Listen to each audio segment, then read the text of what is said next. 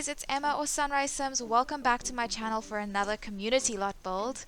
In today's video we're building a police station, which I'm sure you saw from the title of the video. I have to say initially sorry that the build sort of was already started.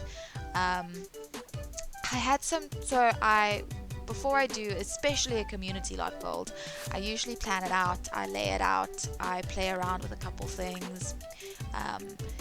Mostly with the layout, but then I'll play around with wallpaper and windows and stuff just to get an idea of what I want, so when it comes down to actually building for the video, then it's not too indecisive. But then I still, obviously, as you can see, I still play around with, I don't decide what wallpaper I'm going to use. I still play around with that. I'm sorry if you can hear my cat scratching. I scratch in her litter box right now. Every time I record a video, every time I record a voiceover for a video, she does this. Every time. Anyway, so the point of this is to say that I had done that and I was struggling to figure out stairs to the basement, and then I saw someone comment on a video tutorial, you can just press shift and it will go down to the basement, right? So I was like, whoa, and then I did it and I was like, cool. And then I think it was the next day I came back and I bulldozed the lot, and then I started again so that I could record it. And I couldn't, no matter how many times I pressed shift, I couldn't get the stairs to go down to the basement. And it was so frustrating, and I didn't know what was going on. And I tried it with move objects on, move objects off, testing cheats enabled, testing cheats not enabled. And I just couldn't figure it out. So luckily I hadn't saved since I'd bulldozed the lot, so I just exited the game without saving, came back in, and then the lot was still there.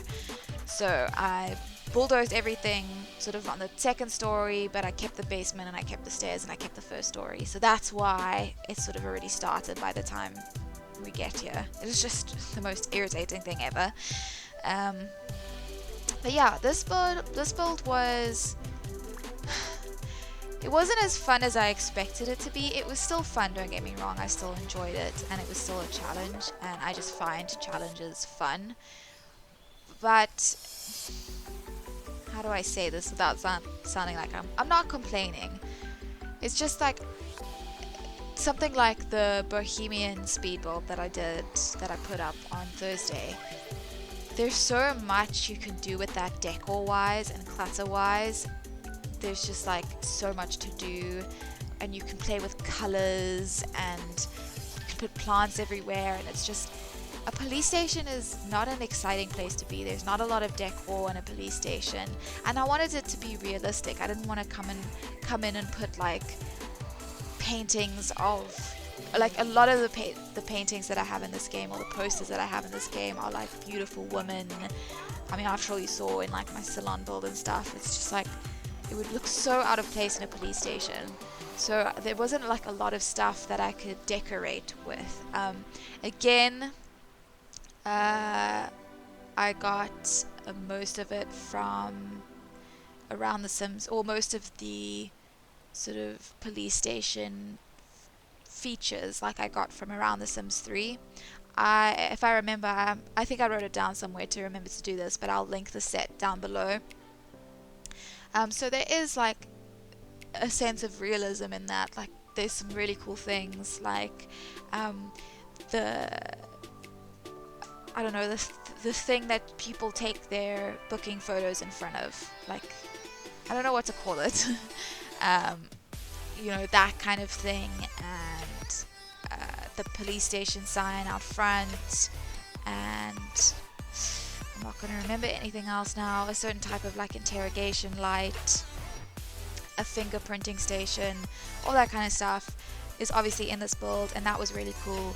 But it's just like, police stations are not pretty places, and I didn't want to make it pretty and then it doesn't look like a police station, So I'm sorry if this video is like boring. Yeah, that's my concern, is that people will be like, this is a boring video.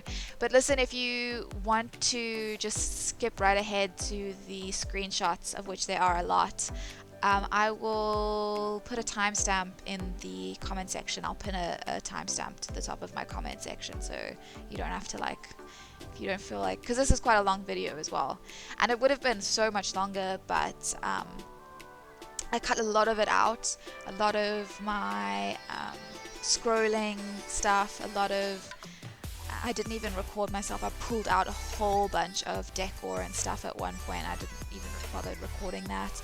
There was, because I took out a whole bunch of stuff and just put it on the first floor, there's a lot of me moving it to like the second floor or the basement, and then it's like literally super fast jumping from floor to floor, and it's like very like whiplashy, so I took all that out and made, and also yeah, to make the video shorter. So there's a lot of crossfades in this video. I hope that's okay. I think crossfades are like much nicer than just a straight up scene change. There's a bit I can't find the word. Oh, it's on the tip of my tongue. I'll remember it later. So for this build, you can use some custom content doors that make it so that once you go in these doors, you're in the community lot, right? Because it's what you call them, rabbit hole doors, and I think you also get rabbit hole rugs. I didn't actually put it in this video, partly because I just forgot to put it in my, I did download it and everything, and then I forgot to put it in my game, and I didn't feel like reloading the game again to put it in. But I'll link to that down below as well, so that if you want to use this as a functional police station, then you can download those, either the door or the rug for the police station, and then you just put it in the build, and then when your Sims walk in there, they'll like go into, I think they like disappear, but then they're in the police station instead of having a rabbit hole. Because originally what I thought I was going to do for these community lots is just like put the actual rabbit holes in the basement. Like I saw, I think, what's his name? James Turner, I forgot his YouTube name, did when he was building a lunar island. He did it with his stadium, so I was going to do that, and then I realized that you could buy these, download these doors or rugs and just create your own rabbit hole, which I thought was kind of cool.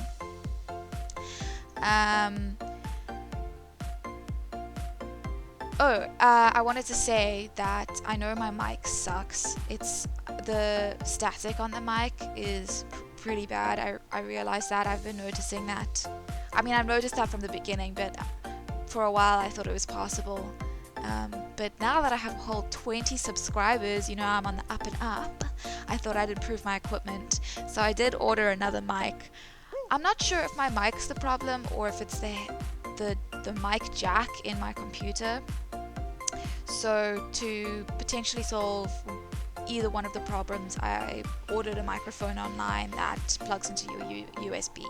So hopefully that will improve it a lot, because I'm not sure if it's the mic, because it's also an old computer, so it could be the jack. I don't know. Anyway, so that should be, you won't have it for tomorrow's video or Tuesday's video, but hopefully for Thursday's video everything will sound a lot better. What else? Oh, I have notes in front of me. That's how I'm remembering these things. I didn't put toilets downstairs. It's annoying, I know. I put showers and I put sinks, but I didn't put toilets, and I thought about doing it, and I just didn't want to extend the basement, and so I didn't put toilets downstairs, but now I regret it and I feel like I should have. But you could always just extend, if you download this and you want to put it in your game, you can always just extend the basement a little bit and throw some toilets in there. What was so irritating about this build, so there's a little kitchenette area upstairs for the staff, for the detectives and the police and stuff, and you know, for a workplace like such as this, you would expect a coffee machine, which I put in, a fridge, which I put in, and a microwave, but you can't put a microwave on a community lot. And I was like, did I put too much custom content in the game that my microwaves just can't show up? And also phones, you couldn't put phones. Luckily, I had like a CC phone that I think was decorative or something that I could put everywhere. But you can't put phones or microwaves on community lots.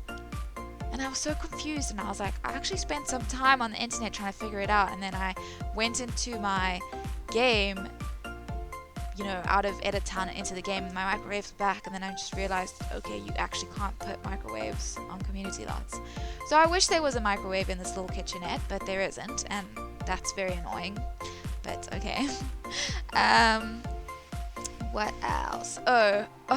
Twice, this is a long build, this took me a long time, and twice during this build I lost some progress because the game froze. This is just Sims 3. This comes with the territory of Sims 3. If I want to play Sims 3 with this much CC especially, like, it's gonna happen. So I save a lot, so luckily both times it happened I didn't lose too much. But it's already once happened, but if you see that, like, I do something and then in the next frame it's suddenly not done anymore, that's why. It's because I lost everything and then I had to come back and do it again. Yeah, and basically last thing is that I'm sorry, it's quite whiplashy. The thing is, I want to speed it up a certain amount so the video itself is not too long, and it is like a speed build. So, but I just move around a lot, but I try to take as much of the like super whiplashy footage out as possible so that it's not too bad, especially like going between levels very quickly. I try to take as much of that out as I could have. But yeah, now I'm gonna have a story time. Now that all my notes finished, I have a story time for you guys. Hopefully I can get this done in the time I have left.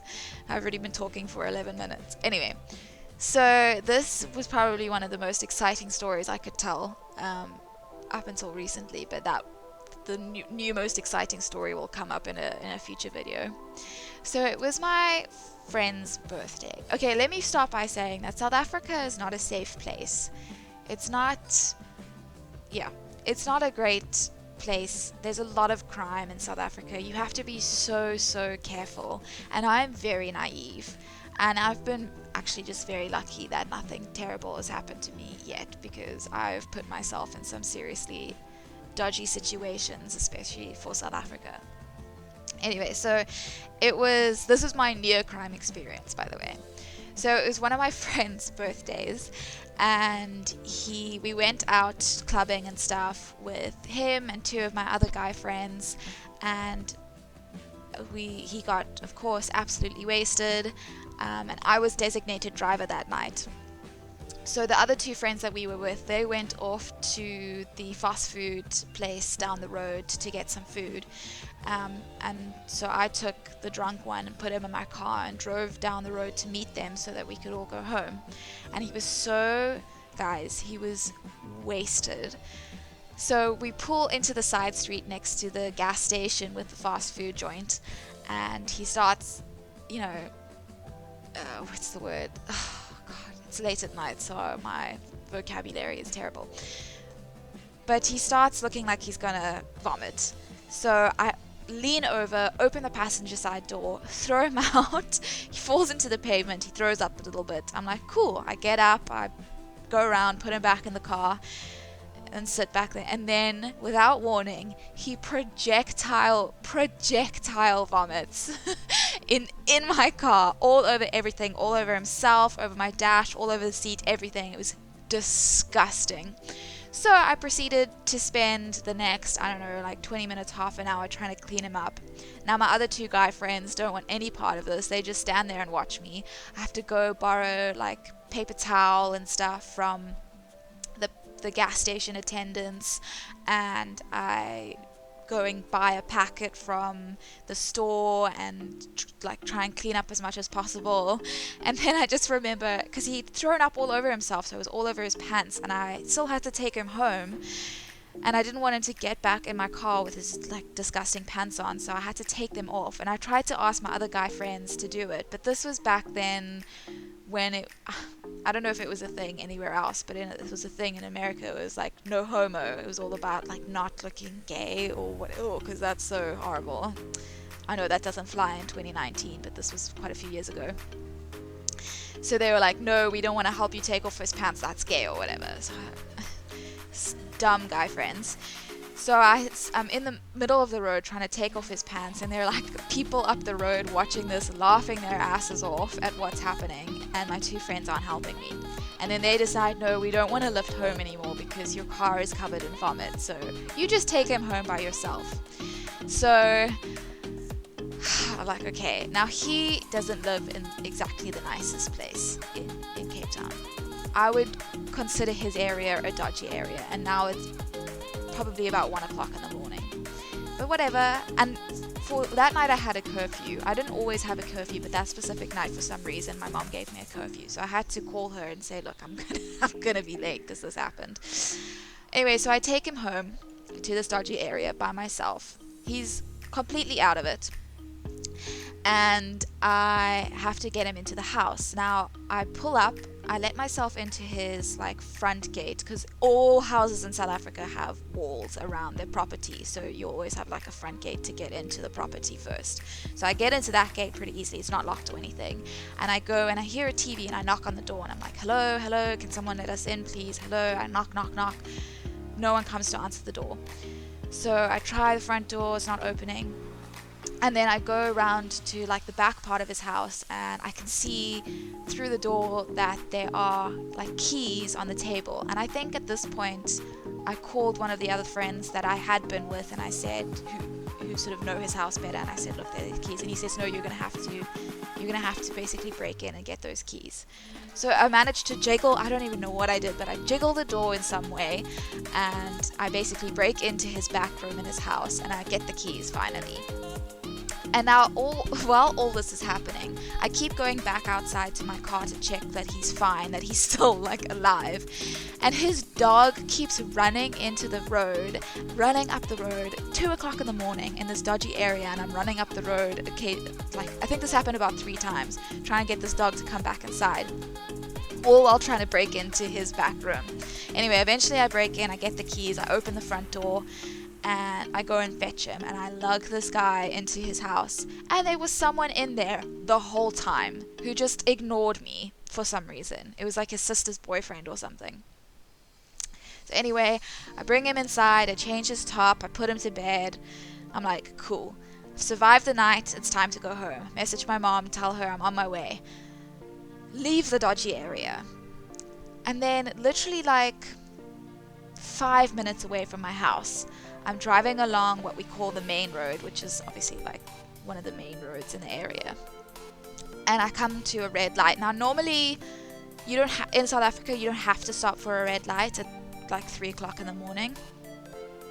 You treat it as a 4-way stop. You look all ways and then you can go.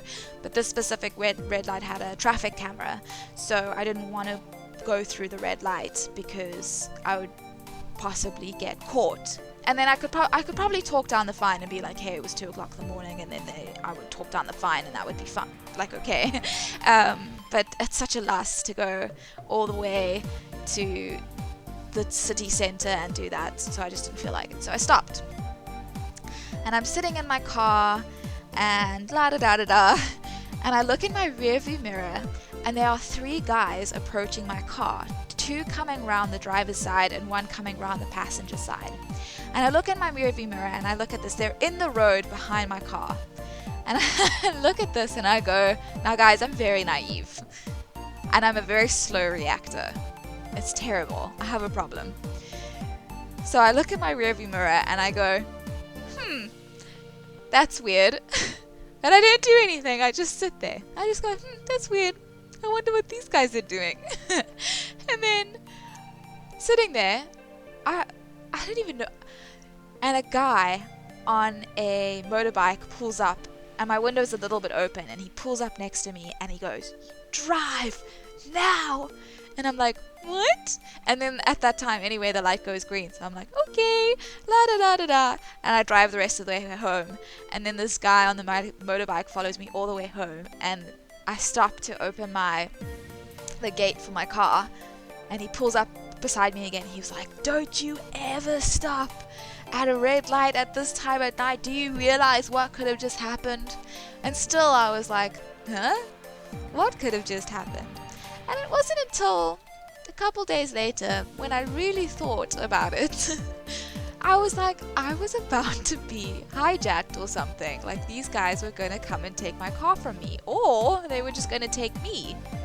Now, this sounds like, I don't know, to some of you this might sound like I'm exaggerating, but I don't think you understand the extent of crime in South Africa. It is so a totally normal occurrence for something like this to happen. So it's not out of the realm of possibility that the guy on the motorbike basically saved my life in that instance. And I talk about it now and I laugh about it now because nothing bad happened, but it could have been so much worse. It was the craziest night, and I love to like think back on it now, and I have a lot of fun obviously telling the story, as I'm sure you've noticed. But yeah, it could have ended so differently, basically. So that was my near crime experience. I've had crime experiences as well. I've been pickpocketed, which obviously isn't like a big deal. It's very annoying. They took my phone and my driver's license another night where I was designated driver, and then I had to drive all the way home, drop off like 5 people from the city center, so it's like a half-hour drive to where I live without a driver's, and I hate breaking the law. So, and of course my phone was gone. And then I've also been robbed one New Year's Day. Again, I shouldn't have put myself in this situation, but I slept at a friend and I took a train home. And trains, like, I wouldn't take a train anymore. They're too dangerous. I wouldn't even go near our public transport at this point in my life, ever. But I took a train home, and it was New Year's morning. It was like 9 o'clock in the morning. It was super duper quiet. Everybody was still in bed after a night of partying. And then I was walking home from the train station, and someone just like ran up behind me and took my phone. And it was scary. I mean, he didn't have a weapon or anything, but still, I sort of saw his face for like weeks afterwards. Again, now I can just sort of laugh about it. Hey, we're in screenshots. Anyway, that was my story time, and this was the build. Reception area, waiting area, more waiting area. I don't know, I just feel like you'd have a board like that. Reception area again. Bathrooms, men's bathroom, ladies' bathroom, a toilet. This is the booking area, so you come in and you take your photos and your thumbprints. This is where they just do officey booking stuff. The jail cells, it's not prison, it's just jail, so the jail cells, just 2 of them. Then you go upstairs, and that's what you get. And this is like the office area, the bullpen, place to chill, their little kitchenette area for their coffee and for where they can keep their lunch, and like places to wash up. More pictures of desks, and then obviously you have a detective's office, and this is like the conference room where they really talk about the cases and stuff. Other detective's office again. And then you go downstairs, you've got the janitor's closet, because I think most of my community lots will have a janitor's closet. This is the evidence room, the evidence. This is like the computer techie room where they do all their computer techie stuff that you see in series. Interrogation room. This is supposed to be a shooting range, but I couldn't find a shooting target. Locker room, showers, and sinks. Thank you so much for watching, guys. I really appreciate it. I hope you enjoyed Storytime. Leave a like if you like, comment down below, and subscribe if you'd like more.